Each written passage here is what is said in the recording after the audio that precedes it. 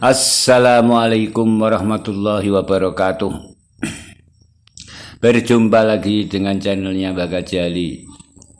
Sahabat Bapak Ibu dimana saja berada, semoga tetap dalam lindungan Allah Subhanahu wa Ta'ala dan dimudahkan segala urusannya. Amin, amin, amin. Ini sapi, sahabat. Sudah barang tentu sampean semua tahu bahwa ini sapi. Di sini ingin saya jelaskan ya. Ini saya jelaskan, ingin saya sampaikan bahwa banyak kesalahan para petani atau pekebun dalam mengaplikasikan pupuk kandang. Ya. Perlu saya jelaskan di sini ada 4 kesalahan ya. Ada 4 kesalahan dalam memupuk tanaman, baik itu pertanian, perkebunan. Kesalahan pertama adalah kotoran hewan, baik itu kambing maupun sapi, masih mentah, belum matang atau belum terfermentasi atau belum terurai secara alami. Apa yang diakibatkan?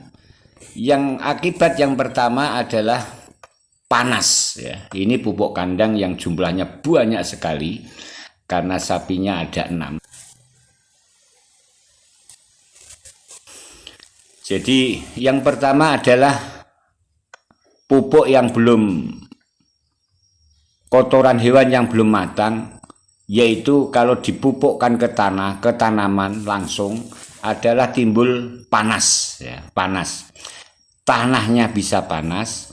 Apabila ada tanamannya, maka tanamannya akan panas juga sehingga berakibat stres atau tidak normal pertumbuhannya, bahkan bisa mati.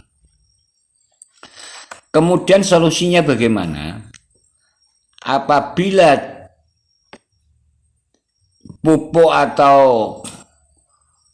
kotoran hewan itu langsung dibawa ke sawah atau ke kebun, itu jangan langsung ditanami tanaman. Biarkan 2 bulan 3 bulan biar terurai di lahan, sehingga tidak perlu fermentasi tapi difermentasi secara alami, yaitu dibawa ke lahan atau dibuatkan lubang sehingga dia akan ada di situ beberapa bulan kemudian baru ditanami. Itu yang pertama. Yang kedua adalah berbau, ya. Sangat menyengat baunya, bahkan bisa membawa racun. Ya. Jadi yang belum matang, yang belum masak atau yang masih mentah, baunya luar biasa dan juga membawa racun. Jadi ini akan berakibat kepada tetangga apabila di dekat rumah, kebun di dekat rumah atau sawah di dekat rumah. Apabila kotoran hewan dibawa ke sawah atau ke kebun, itu baunya luar biasa. Baunya luar biasa. Bahkan bisa membawa racun yang berakibat membunuh tanaman, bahkan menimbulkan bakteri-bakteri jahat di dalam tanah sehingga tanaman akan mati. Dan ini ditunjukkan oleh beberapa teman, baik itu yang nanam alpukat maupun tanam durian. Begitu dia langsung dikasih pupuk kohe kambing atau kohe sapi tanpa difermentasi, beberapa bulan kemudian mati. Dia tidak tahu mati sebabnya apa, akan tapi setelah dikonsultasikan dengan saya, karena itu teman dan dekat, ternyata dia mengambil pupuk kandang langsung dibuat untuk tanam durian maupun alpukat. Ini contoh teman saya sendiri yang membuktikan, dan dia baru menyadari bahwa seperti itu kejadiannya. Kemudian yang ketiga adalah kandungan yang ada di dalam pupuk, unsur haranya berkurang. Unsur haranya, nutrisinya sangat berkurang karena belum matang. Belum matang. Jadi unsur haranya, nutrisinya bisa tercukupi untuk tanaman itu ketika pupuknya sudah jadi atau sudah menjadi kompos atau difermentasi supaya menjadi kompos.